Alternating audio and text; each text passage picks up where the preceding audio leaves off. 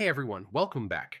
In this full guide, I'm going to show you exactly how to add audio to your Google Slides in the simplest way possible.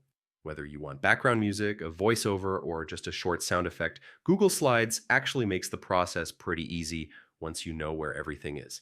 So, yeah, let's get started. First, open the presentation you want to work on. Any slide is fine because you can attach audio to just one slide or use the same file across several slides if you want. When your slide is open, look up at the top menu bar and click on the Insert tab. In the drop-down, you'll see an option called Audio. It's usually somewhere in the middle of the list, so it's hard to miss. Once you click Audio, a window will pop up that shows audio files stored in your Google Drive.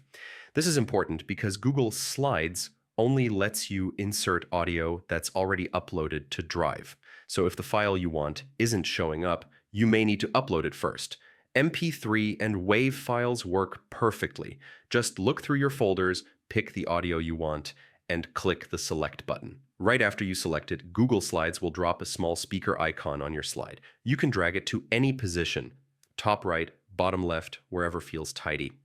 With the icon selected, a panel called Format Options appears on the right side.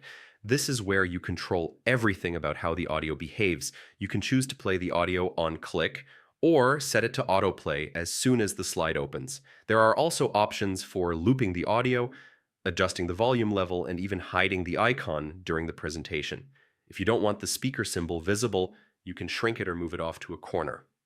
Google Slides still plays the audio normally, so the look of your slide stays clean. After adjusting your settings, preview the slide to make sure everything sounds the way you want. And that's pretty much it. Adding audio to Google Slides is a simple way to make your presentation feel more dynamic and polished, whether you're doing a class project, a business pitch, or something more creative. So yeah, hope this helped, and thanks for watching.